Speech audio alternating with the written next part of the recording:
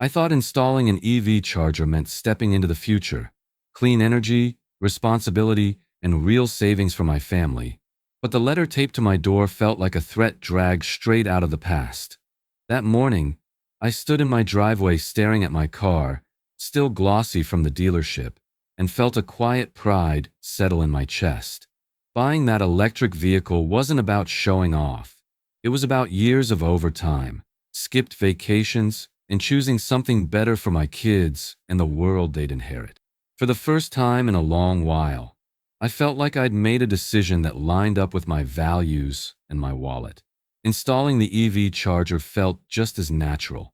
I hired a licensed electrician, pulled the proper permits, and followed every local and state code to the letter. The charger was mounted neatly inside my garage, invisible from the street, not altering the exterior look of the home in any way that a passing neighbor could notice. I remember standing there after the installation was done, listening to the soft hum as my car charged, thinking this was what progress sounded like: quiet, efficient, and harmless. 3 days later, that feeling evaporated. I opened my front door to find a bright orange notice taped dead center, flapping slightly in the breeze like a public accusation. HOA violation, it read in bold, unforgiving letters.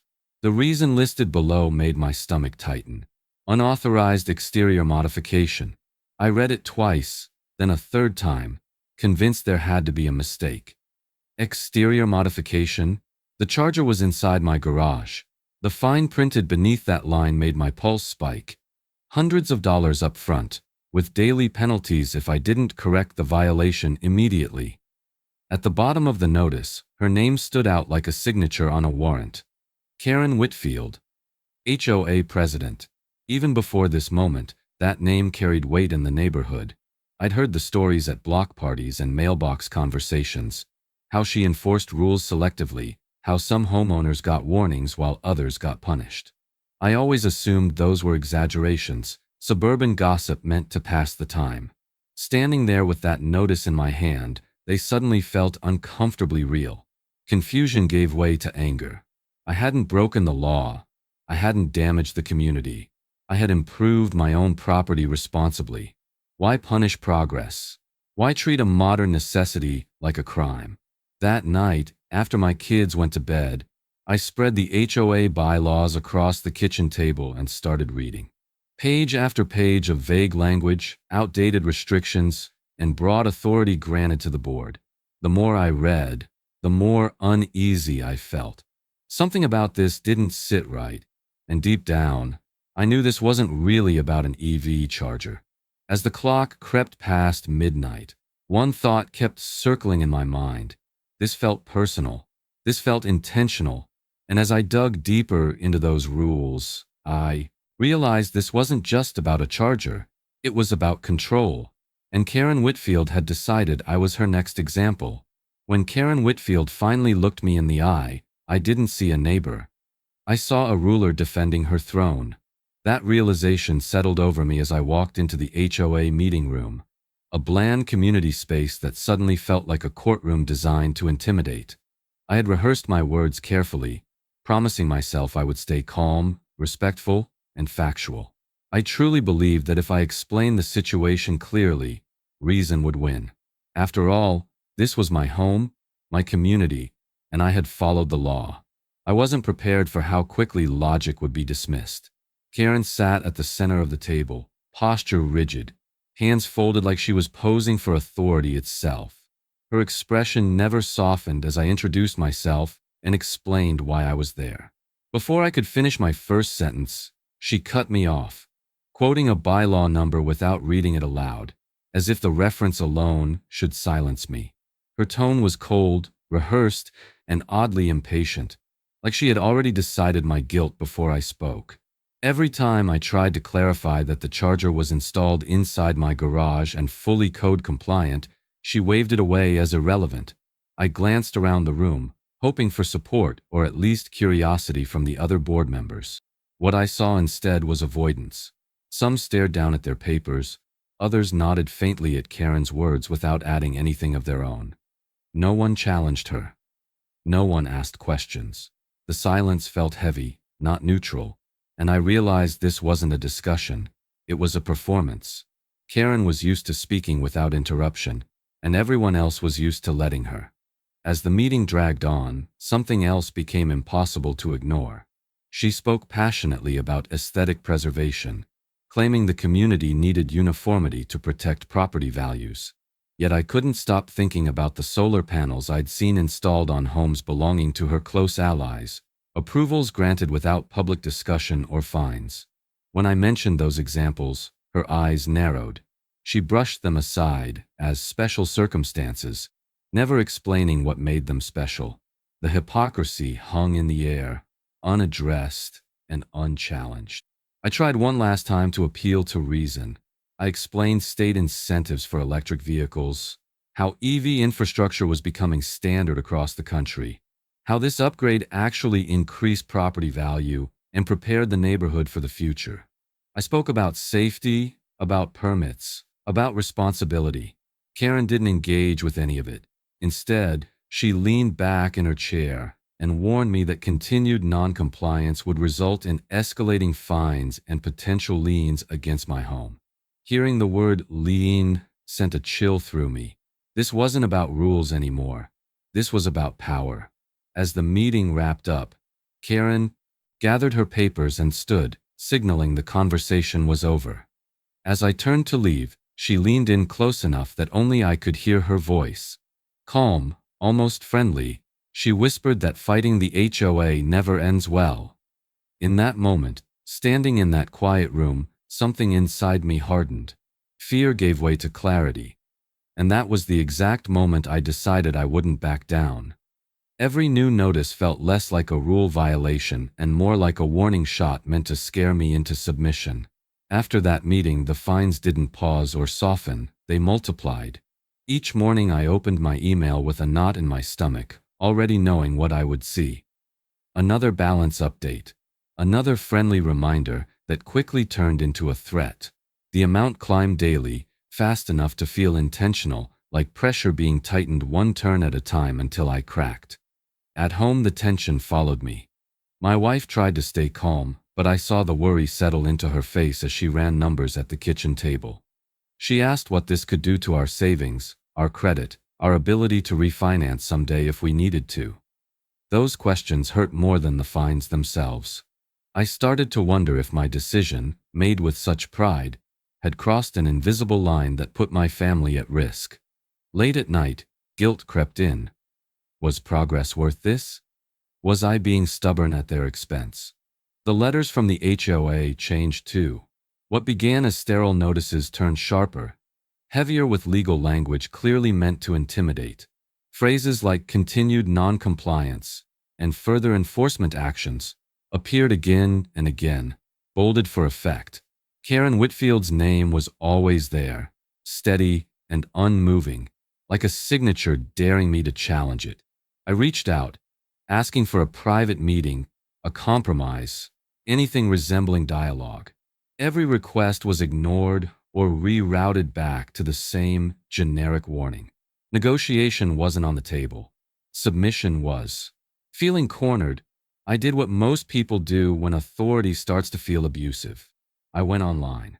I searched late into the night, reading story after story from homeowners across the country who had been fined, threatened, and silenced by HOAs wielding outdated rules like weapons. The patterns were unsettlingly familiar. Vague bylaws, selective enforcement, fear used as leverage. For the first time since this started, I realized I wasn't alone, and that realization steadied me. Somewhere between frustration and exhaustion, I stumbled onto something unexpected. Buried in a forum thread, someone mentioned state-level protections for electric vehicle infrastructure. I followed the link, then another, reading official language instead of HOA threats. The words felt different, clear, modern. They spoke about encouraging EV adoption and limiting unreasonable restrictions by associations. My heart started to pound, not from fear, but from possibility. I printed the documents and highlighted lines that seemed impossible to ignore. my confidence growing with every page. The fear that had been sitting in my chest began to shift into focus, turning from panic into determination. Karen's silence suddenly felt strategic, not strong. If the law stood above the HOA, then her authority rested on intimidation alone. That thought changed how I slept, how I spoke to my wife, how I looked at my own house. This wasn't recklessness anymore. This was protection. I realized that backing down wouldn't shield my family at all. It would teach them that fear wins. And once that idea took hold, the fines lost some of their power over me. It clarified my purpose and made the coming confrontation feel unavoidable, necessary, and deeply personal to me. I cross-referenced the statutes with the HOA bylaws spread across my desk, and the contradiction was undeniable. What Karen was enforcing didn't just feel wrong, it might actually be illegal. For the first time since that orange notice appeared on my door, hope flickered, small but real. And as that realization settled in, I knew the fight was about to change. The law books didn't shout, but what they whispered terrified the HOA more than any argument ever could. After discovering those first references to state protections for electric vehicle infrastructure, my nights changed. Instead of lying awake worrying about fines, I sat at the dining room table surrounded by printed statutes, court summaries, and legal explanations written in plain English. The more I read, the clearer it became that the future Karen Whitfield was trying to block had already been written into law. State statutes were unmistakable. Homeowners associations, no matter how powerful they believed themselves to be, could not unreasonably restrict the installation or use of EV charging equipment. The language wasn't emotional or open to interpretation. It was firm, modern, and deliberate. It acknowledged that electric vehicles weren't a luxury or a trend, but an essential part of national infrastructure moving forward. As I compared those statutes line by line with the HOA bylaws, the conflict jumped off the page. What Karen was enforcing wasn't just outdated. It was directly contradicting state law. That realization was my first real sense of leverage. Still, I knew better than to charge forward blindly. HOAs thrived on procedural traps, not truth. So I contacted an attorney who specialized in HOA disputes, someone who understood both the law and the tactics these boards relied on. When I explained everything, from the charger installation to the fines and Karen's threats, he didn't sound surprised. He sounded tired, like he'd heard this story too many times before. After reviewing the documents, he said the words I needed to hear. In his professional opinion, the HOA was very likely violating state law.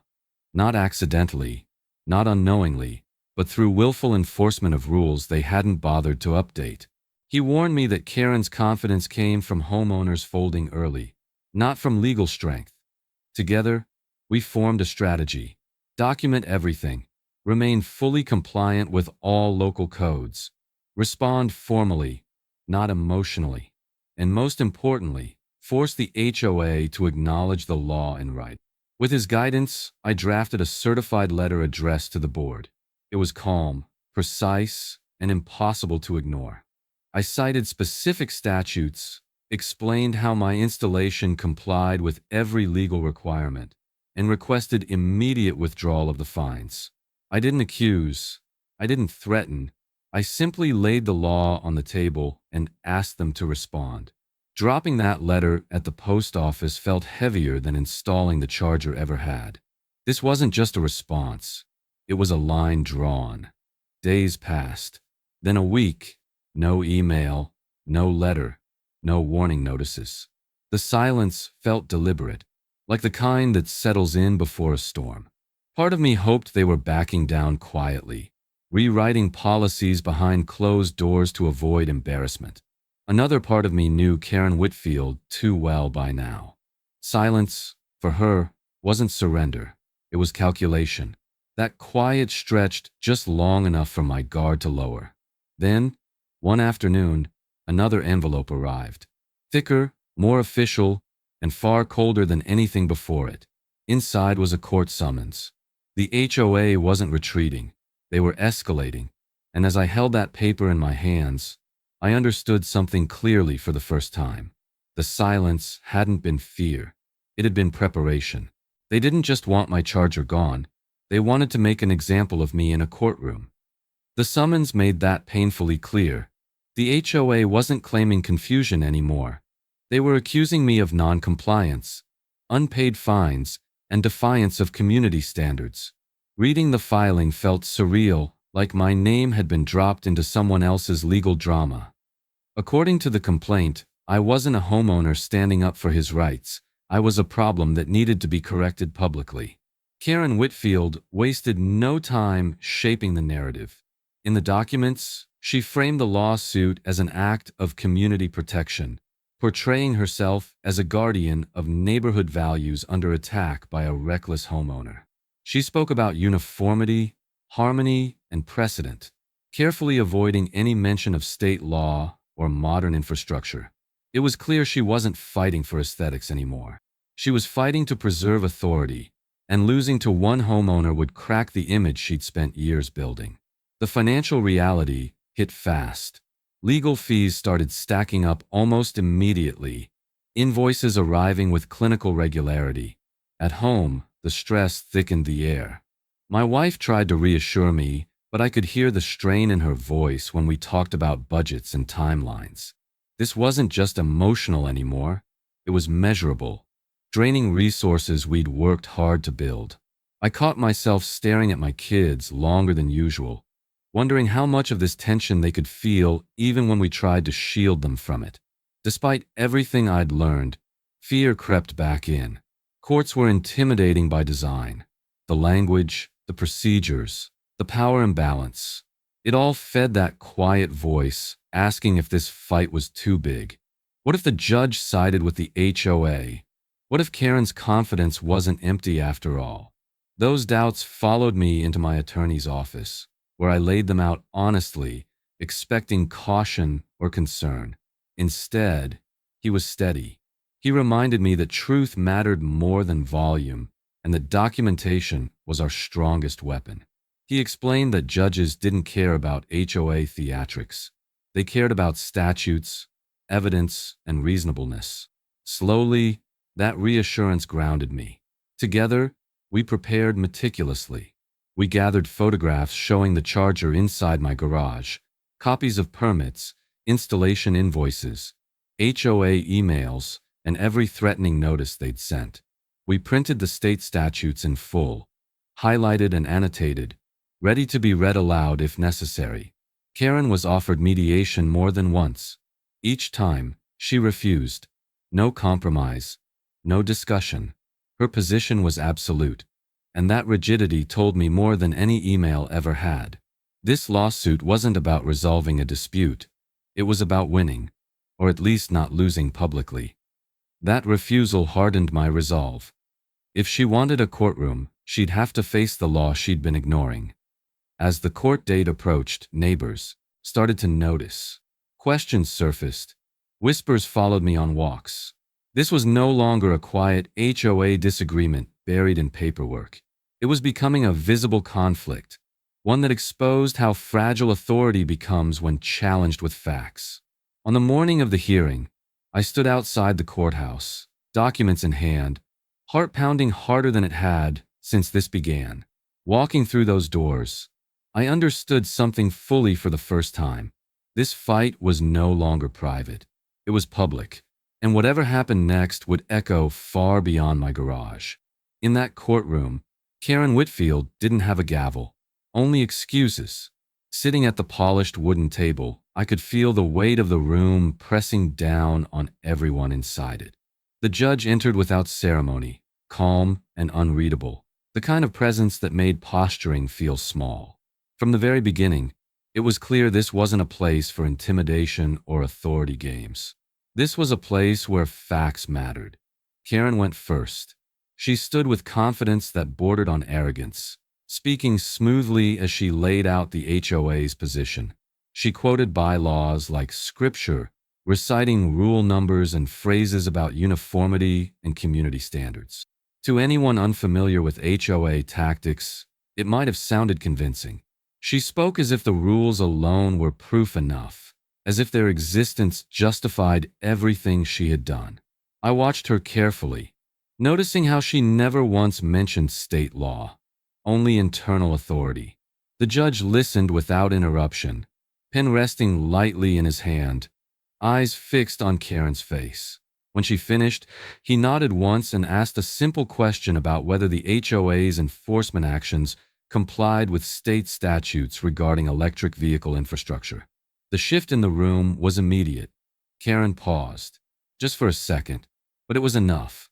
She stumbled through a vague response about community discretion and deferred authority, never directly answering the question. The confidence she'd carried in with her didn't vanish, but it cracked. That was all my attorney needed. He stood and spoke clearly, methodically, without emotion. He introduced the statutes, reading the language slowly so there could be no confusion. He explained how the law limited HOA authority and prohibited unreasonable restrictions on EV chargers. Each sentence landed with quiet force. The judge leaned back slightly, absorbing the information, occasionally glancing down at the printed statutes in front of him. For the first time, Karen looked uncomfortable. When it was my turn to testify, I stood and felt an unexpected calm settle in. I spoke about why I bought the EV, how I installed the charger responsibly, and how the fines escalated despite my efforts to comply and communicate. I didn't accuse or exaggerate. I told the truth, plainly and personally. I explained what it felt like to be threatened with liens over something that was legal, modern, and invisible from the street. As I spoke, I realized this wasn't just my story anymore. It was evidence. The judge asked questions directly, not just to me, but to Karen. He asked about other installations in the neighborhood, about solar panels and exceptions granted. Karen tried to deflect, but the judge pressed on, asking why enforcement seemed selective and inconsistent. Her answers grew shorter, less certain. The authority she once wielded so easily now had to justify itself under scrutiny, and it was failing. The courtroom was silent when the judge leaned forward, folding his hands on the bench. He looked directly at Karen Whitfield, his expression still neutral but unmistakably focused. Then he asked her the one question she couldn't answer: why the HOA chose to ignore state law entirely. When the judge called their rules obsolete, I felt years of intimidation collapse in seconds. The word hung in the air heavier than any gavel strike, and for the first time since this ordeal began, I felt the balance of power shift away from the HOA table. The judge didn't raise his voice. He didn't lecture. He simply spoke with the calm authority of someone grounded in law, not ego, and that calm made his words devastating. He began by speaking broadly, not about me or Karen, but about the reality of modern infrastructure. He talked about how laws evolve because society evolves, how electric vehicles were no longer hypothetical or experimental, but a recognized and protected part of the nation's transportation future. He explained that state legislatures didn't pass EV protections casually. They did it intentionally to prevent exactly the kind of obstruction being argued in this courtroom. As he spoke, I saw Karen stiffen, her hands tightening around her notes, as if they could anchor her authority in place.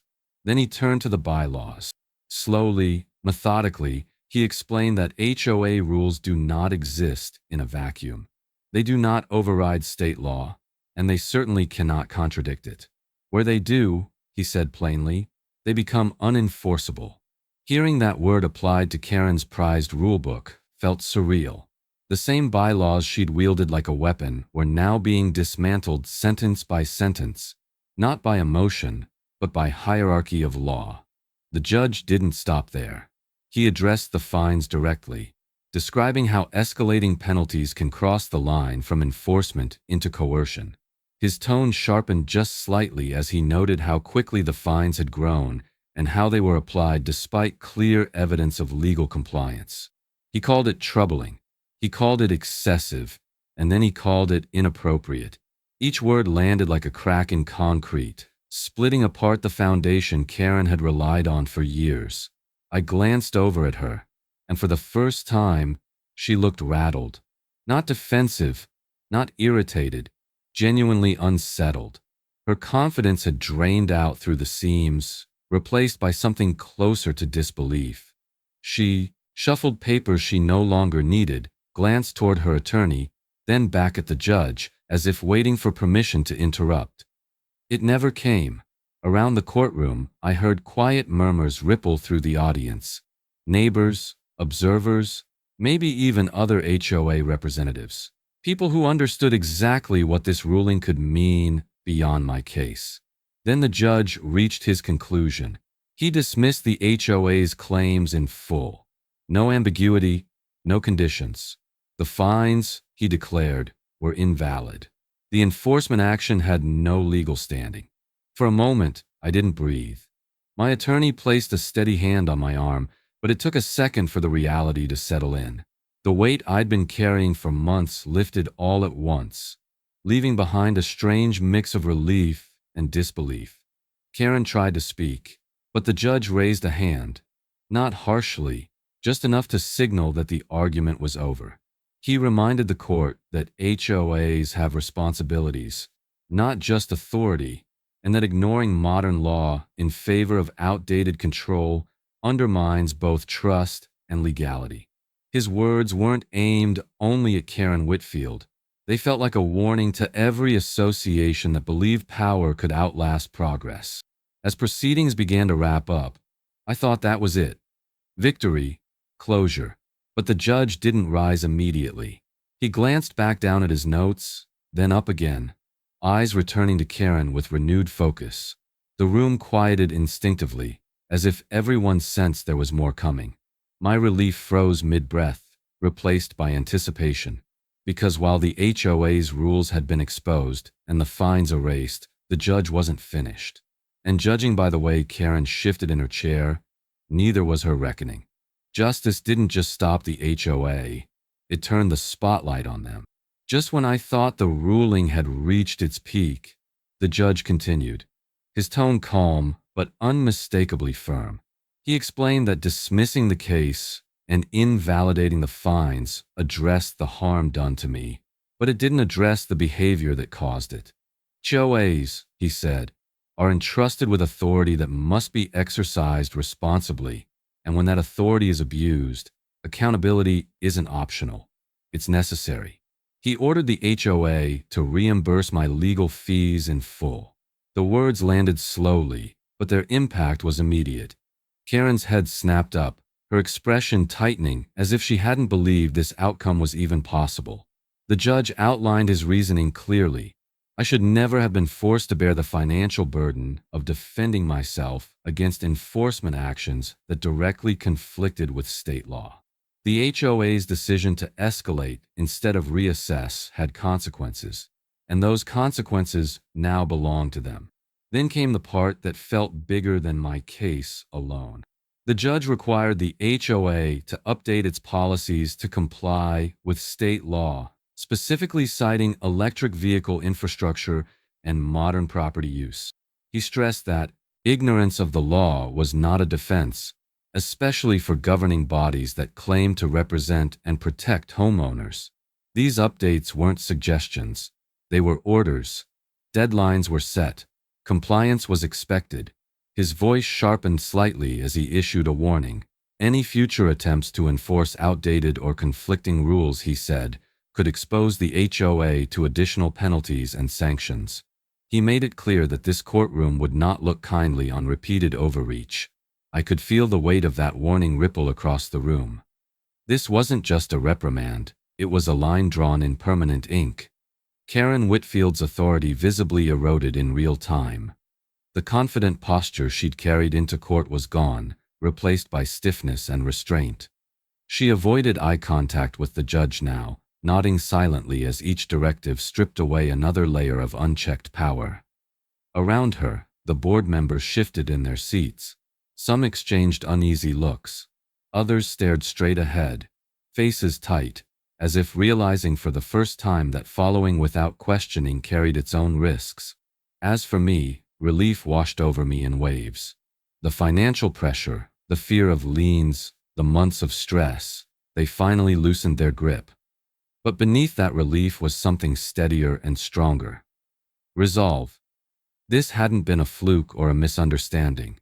It had been a test of whether intimidation could override the law. Knowing I had stood my ground didn't make me feel triumphant.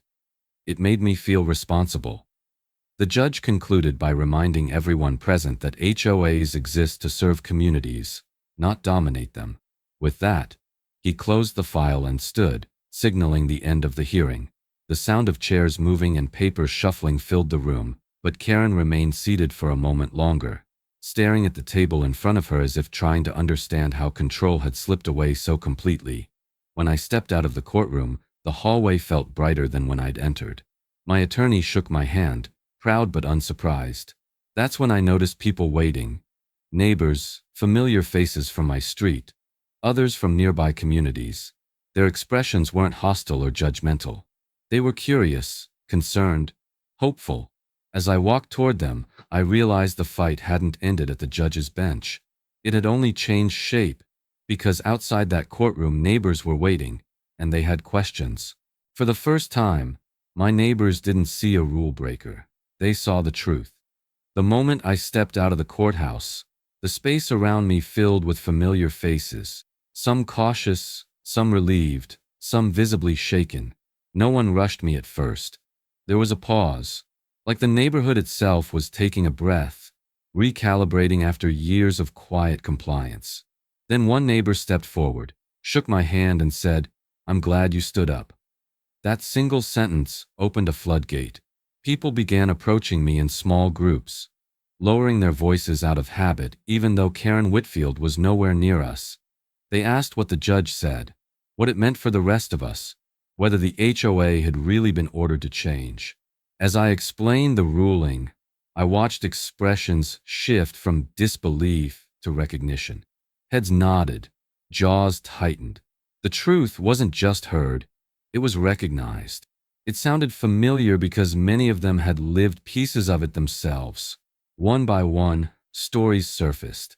A couple down the street talked about fines for a fence repair that never violated code. Another homeowner mentioned threats over a backyard shed that had been approved years earlier, only to be retroactively challenged. Someone else spoke about being denied permission for accessibility modifications while watching others receive approvals without question. The pattern was undeniable. What I had experienced wasn't an exception, it was a system. And now, with the court ruling out in the open, that system had a name. Karen emerged briefly from the courtroom doors, flanked by a board member and her attorney. She didn't look at anyone. Not me, not the neighbors. Her eyes stayed fixed forward, her pace quick and rigid, like if she moved fast enough, she could outrun what had just happened. The authority she once carried so comfortably didn't follow her out. It stayed behind in that courtroom, stripped and exposed. Over the next few days, something shifted across the neighborhood. Conversations that used to stop when HOA topics came up now stretched late into the evening. Driveway talks turned into porch gatherings. Group texts appeared, then emails, then informal meetups at kitchen tables. People shared documents, notices, fines they'd paid quietly because they didn't think they had a choice. Trust in the HOA, once enforced through fear and habit, began to fracture openly. What surprised me most wasn't the anger. It was the clarity. Neighbors weren't looking for chaos or rebellion. They wanted fairness, transparency, rules that made sense in the present, not ones clung to for control. Talk of reform spread quickly, not as gossip, but as planning.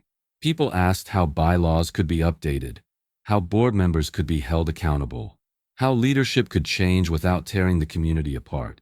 I found myself in the middle of these conversations, not because I wanted power, but because I'd already walked through the fire they were afraid of.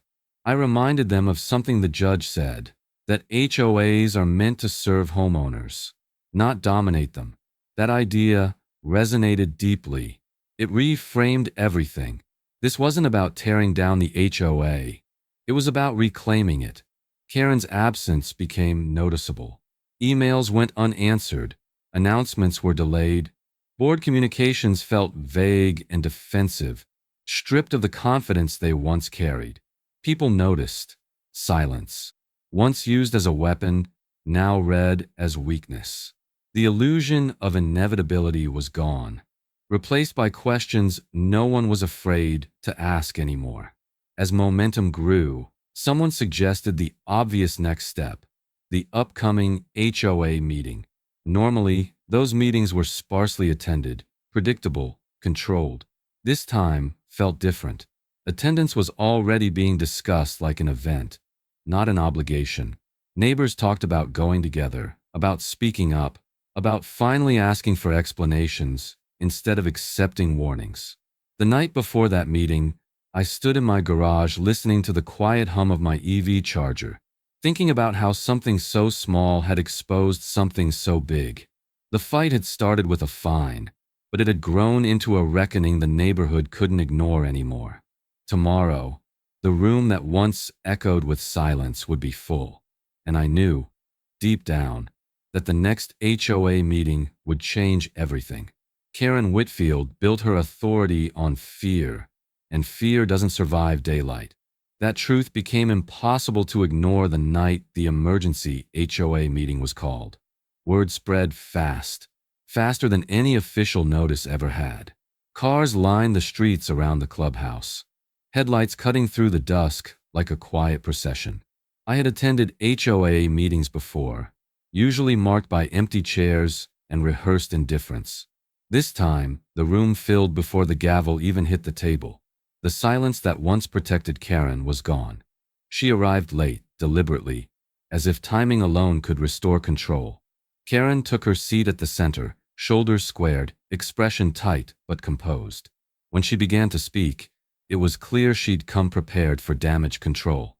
She framed the court ruling as a misunderstanding, emphasized her years of service, and spoke vaguely about protecting property values and community unity. Her words were polished, careful, and hollow. For the first time, no one nodded along. The questions started slowly, then all at once. A homeowner stood and asked why state law had been ignored. Another demanded to know why fines escalated so aggressively without review. Someone else asked about selective enforcement, naming specific instances Karen had brushed aside for years. Each question pulled another thread loose. Karen responded with deflection and procedural language, but the tone had changed. She wasn't commanding the room anymore. She was defending herself. I watched as homeowners challenged her openly, voices steady but firm. People who had once avoided eye contact now stood their ground. They spoke about fear, about paying fines quietly, about being told not to make trouble. The room filled with stories that mirrored my own, and with each one, Karen's authority shrank. The board members beside her shifted uncomfortably, no longer shielded by her confidence. Then someone said the words that had been building all night, a vote of no confidence. The room went still. Karen laughed once, sharply, dismissively, as if the idea itself was offensive. But the laughter didn't spread. Instead, more hands went up in support. Homeowners demanded accountability, transparency, and leadership that followed the law instead of bending it. The motion was seconded, then thirded, then overwhelmingly supported. Karen's past actions came under scrutiny with a clarity that couldn't be undone. Documents were referenced. Emails were read aloud. Patterns emerged, undeniable and damning. What had once been whispered complaints now stood fully illuminated. Karen tried to interrupt, to regain control of the narrative, but the room no longer belonged to her. The daylight had found every corner. When the vote was called, it wasn't close. The result landed with a collective exhale, a release of tension built over years. Karen sat frozen for a moment, staring at the table she once ruled from. When she finally stood, her voice was tight, brittle. She accused the room of ingratitude, warned of chaos without her leadership, and then, under mounting pressure, she resigned. The words sounded rehearsed, but the moment was not. Applause didn't erupt. Instead, there was a quiet, heavy relief. As she walked out, No one stopped her. No one followed. Power, once absolute, dissolved in a single meeting. I felt a strange mix of vindication and sobriety. This wasn't a victory parade. It was a reckoning. Removing Karen Whitfield had been necessary, but it was only the beginning. As neighbors lingered afterward, talking in clusters, the reality settled in. Leadership had changed, but systems remained. Bylaws still needed rewriting. Trust needed rebuilding. Fear might have lost its grip, but replacing it with fairness would take work. I looked around the room, at people who had finally found their voices and understood the weight of what came next. Karen was gone. Her reign was over. But reform, I realized, is harder than removal. Winning in court was justice. Rewriting the rules was freedom. That distinction became clear in the weeks following Karen Whitfield's resignation, as the neighborhood adjusted to a version of itself that felt unfamiliar but hopeful. Without her at the center, the HOA felt less like a tribunal and more like what it was supposed to be all along: a group of homeowners trying to manage shared space responsibly. The fear that once filled every interaction slowly gave way to cautious optimism. New leadership formed faster than I expected. Several neighbors stepped forward, not out of ambition, but out of obligation. They spoke openly about restoring trust and preventing the kind of overreach that had brought us all here. The new board's first meetings were messy, honest, and refreshingly transparent. No one pretended to have all the answers, but everyone agreed on one thing: the old way had failed, and repeating it wasn't an option. Revising the bylaws became the priority. What once felt untouchable was now open for examination, line by line. Vague language was flagged. Broad enforcement powers were narrowed. Procedures that allowed unchecked fines were dismantled and replaced with clear processes and homeowner protections. For the first time, the rules were written to be understood, not feared. Transparency wasn't just promised. It was built into the structure itself. Electric vehicle policies were addressed directly, without hesitation. EV-friendly language was adopted, encouraging modern infrastructure instead of punishing it. Clear guidelines replaced ambiguity, ensuring homeowners could install chargers without intimidation or surprise penalties. Compliance with state law wasn't treated as a technicality anymore. It became the foundation. The board consulted legal experts, not to look for loopholes, but to make sure the rules aligned with reality. As these changes took shape, something quieter but just as important began to happen. The community started to heal. Neighbors who had avoided each other over past disputes talked openly again. Old resentment softened into mutual understanding. The HOA meetings, once tense and sparsely attended, became forums for collaboration. People disagreed, but they listened. That alone felt revolutionary. I found myself more involved than I'd planned. When the board asked for volunteers to help draft reforms, I said yes without hesitation. I reviewed language, shared what I'd learned, and pushed for clarity wherever confusion once lived. I wasn't doing it to hold power. I was doing it to make sure no one else would have to stand alone the way I had. Every sentence we revised felt like a safeguard, a promise written into policy. The work was slow, sometimes frustrating, but deeply grounding. Each meeting reminded me why this fight had mattered beyond my own garage. This wasn't about winning an argument. It was about building something better out of what had been broken. Progress, I learned, isn't just technological. It's structural, cultural, and personal.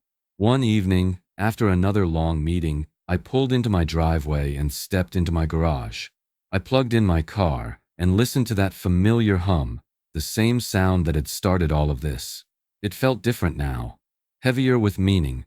Standing there, I realized the fight hadn't just changed the HOA, it had changed me, how I understood authority, community, and my own responsibility to both. The charger clicked into place, the light blinked steady, and for the first time in months, I stood there without fear. The charger hums softly now, but the victory echoes loudly. That sound, steady and familiar, reminds me of everything this fight demanded and everything it returned. Standing up wasn't clean or easy. It came with nights of lost sleep, whispered conversations after the kids went to bed, and a constant knot of uncertainty sitting in my chest. There were moments when my wife and I questioned whether pushing back was worth the emotional strain, whether peace would have been cheaper than principle. I won't pretend it didn't cost us something, because it did. The emotional toll on my family was real. My wife carried the weight of financial fear while trying to keep our home steady and calm.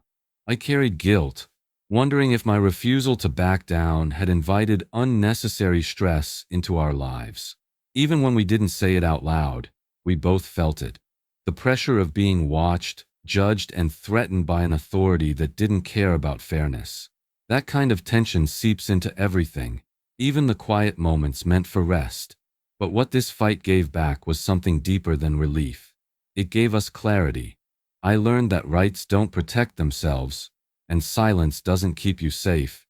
It only keeps systems broken. I learned that authority thrives on assumption, on people believing they don't have the time, energy, or knowledge to push back. The moment I started reading the law instead of fearing it, everything shifted. Vigilance, I realized, isn't paranoia. It's responsibility. Challenging authority legally mattered. I didn't yell. I didn't vandalize. I didn't break rules to prove a point. I documented, researched, and stood firm inside the system designed to protect citizens, not intimidate them. That choice mattered. Not just for my case, but for the credibility of the outcome. Justice wasn't won by force. It was won by facts. That lesson will stay with me longer than any fine ever could. Since then, neighbors I barely knew have reached out. Some thanked me. Others asked how to protect themselves, what to look for, where to start. I tell them the same thing every time. You don't need to be fearless, just informed. Courage isn't the absence of fear. It's acting despite it. And progress, real progress, always demands someone be willing to say, "This isn't right." What surprised me most was realizing how possible justice actually is, even against powerful HOAs that seem untouchable. They rely on the belief that they can't be challenged. The moment that belief cracks, everything changes. One homeowner forced transparency. One case rewrote rules. One refusal to submit shifted an entire community's direction. That's not luck. That's accountability doing its job. Standing in my garage now, watching my car charge without threat or fear, I understand that this fight was never just about an EV charger. It was about dignity, about teaching my kids that when something is wrong, you don't look away. You look closer, you learn, you act, and you accept the cost because the return is worth it. If one homeowner can force change, imagine what informed communities can do together.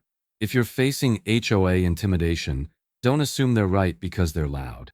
Read your state laws, document everything, stand firm. Progress, justice, and fairness depend on ordinary people refusing to be silenced.